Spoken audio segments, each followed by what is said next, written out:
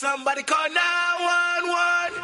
Shawty fire burning. Now on to today's Money 911, our special half hour dedicated to solving your money emergencies. Here to help us is our all-star team. Today's financial editor, Jean Chatzky, Stacey Tisdale, author of The True Cost of Happiness, and Carmen Wong-Ulrich, personal finance expert for CNBC. Natalie is at Dean and DeLuca taking questions from our crowd. So good morning, everybody. We all ready to get going? Good morning. Sure. All right, let's start her off with an email from Linda in New Jersey.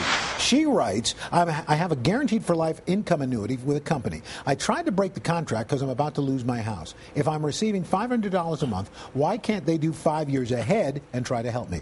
I tried to find a job, still nothing. I can't afford a lawyer to help me, or I would. Is there anything I can do? Jean, what's your deal? Probably not. Unfortunately, look, you signed a contract, and this is plain and simple why we tell people you don't want to annuitize everything. It's okay to annuitize a chunk of your retirement money so that you know that you've got some sort of an income, but you've got to leave yourself with a safety cushion. My suggestion, call your state insurance commissioner and see if you can get anybody there on board to help you. Also, go back to the agent who sold you this annuity and see if you can get them on your side. Chances are, though, these contracts are very, very difficult to break, and my fear is that you are stuck. Oh, well, we wish we had better news for Linda. Yeah. All right, next we're going to go to a phone call from Diane in Potomac, Montana. Diane, good morning, and what's your question? Good morning. I have a question regarding reallocating my investments. About 15 years ago, my husband and I started investing. I was going moderate to aggressive, and he was going moderate to conservative. And I really haven't changed that strategy for the 15 years, and we haven't had to touch it. So we've lost some, but we haven't had to, really lose anything. And my question is, when is a good time to go in and redo my strategy and get a little more conservative? Because now he's 59, I'm 44 and retired. Stacey? Diane, what you really want is a diversified portfolio based on your goals, when you need the money, and your tolerance for risk.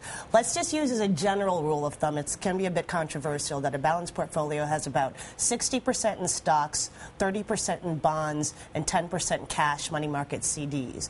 Money you need in 1 to 5 years, you want mostly in cash and short-term bonds. 5 to 10 years, you want a mix of cash, bonds, and stocks. Money that you're not going to touch for at least 10 years, you also want that mix of cash, bonds, and stocks. But the further you are away from your goal, the more money that you want in stocks. But what I want to make sure that she understands here is that just because she and her husband have their money in different places, that doesn't mean they're necessarily diversified. Just, a stock company in company X and a small stock company in company Y could be invested in the same thing. She wants her stocks to be a mix of international stocks, small stocks, large stocks. She wants high-quality bond funds with high-yield funds, time to do that is inflation, and she should really make those adjustments right now. But you don't want to make big adjustments in one period of time or in one day, 1 week, even 1 month. You need to dollar cost average your way to different moves in your portfolio. So when you make shifts, do it in pieces. Do some this month, do some in 2 weeks, do some in next month, because you don't want to lock in a low price. I want to move on because we want to get as many people in. We got an email now from Mindy. I have a house with a mortgage of $86,000. Value is now $70,000 to $75,000. Just got divorced, laid off from my job. I have a 9-year-old son. Which is the lesser of two evils? Letting the bank take the house or rack up credit card bills to keep from being homeless and pay what I can on credit card bills? This is just heartbreaking. Yeah, it is. Carmen?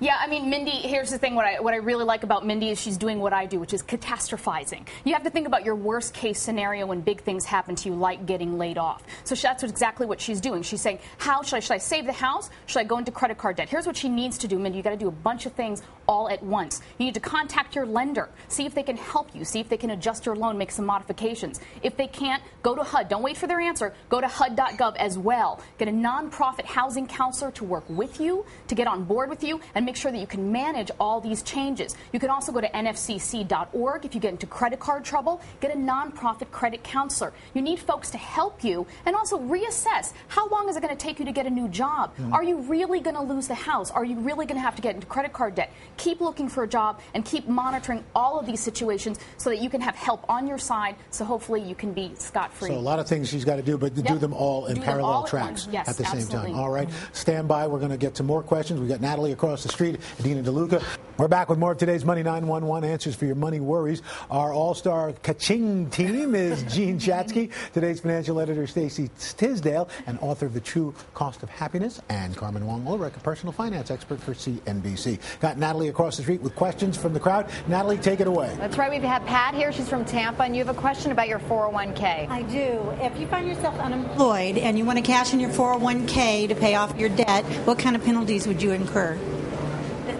Jean, you want to handle it? Yeah, sure. You would incur the same kind of penalties that you would at cashing out your 401k at any other time before retirement, which is essentially you're going to have to pay taxes on that money, and you don't look as if you're anywhere near retirement age, so 10% penalty. Do you mind if you're 51? 51. And you're about ready to lose your job, Exactly. Unfortunately. Yeah.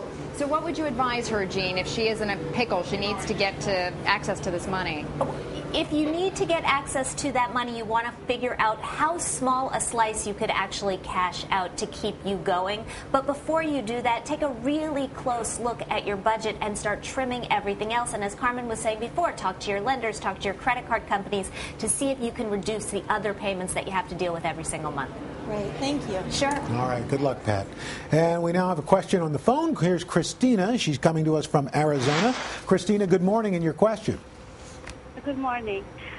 My children were receiving savings bonds from their grandparents every month for years, and the savings bonds were stolen from my safe, so I was wondering if there's anything I can do to replace them. Well, that's a good question. What happens if you lose or misplace? That's a all, great grandma for giving those savings bonds for years. Wish I had one of those.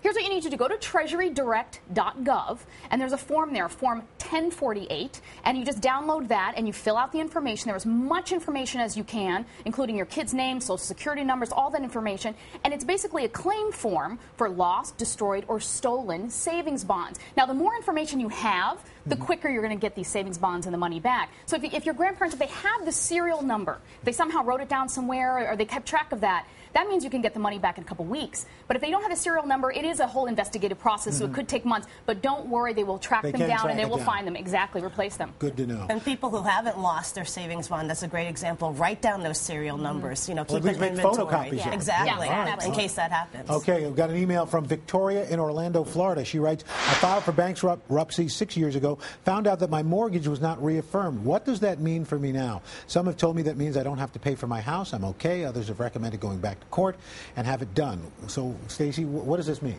When you reaffirm something, that means that you agree to pay debt that could have been dismissed. Suppose you want to keep your car, you make an agreement to make car payments. Suppose you want to keep your house, you make an agreement to keep mortgage payments. But an agreement has to be in place, and it has to be approved by a court, so I'm surprised that she's surprised. Yeah. Her legal counsel should have advised her. But here's where it gets kind of gray with this. A bank, by the time you get to bankruptcy, there's very little equity left in the house, if any at all. So a bank would rather get a monthly payment than to take inventory of yet another home. So sometimes they'll just kind of let these arrangements keep going. She needs to get a lawyer, and she needs to talk to her bank and find out exactly where she stands, because even though she's done this, the bank still controls the house, and they could send a sheriff. They don't want the sheriff knock on the door and take so she needs to find out exactly where she stands before something bad happens. Right. This is the Let's go back. her head. Let's go back across the street to Natalie with another question. Nat? All right, Al, I have the lovely Kathy here along with her just-turned 12-year-old daughter, Mizzy. Happy birthday. And you have a question about saving for college. Yes, I have a 12-year-old daughter. As you can see, I have a 10-year-old son, Mikey, at home, and I'd like to know at this point, how much should I have in my 529 college savings plan? Good question, Jean. It's very difficult to put a number on it, but here's a good rule of thumb. First of all, you want to save for your own retirement. Then, if you can amass enough to pay for 1/3 of college for your kids before they go, 1/3 while they're in college, and 1/3 you can borrow, you are doing a great job. All right. Well, ladies, once again, thank you so much. Great answers to great questions. Jean Chatzky, Stacey Tisdale, and Carmen Wong-Ulrich, thanks so much. If you've got a financial question, go to todayshow.com. We'll try to get it answered for you.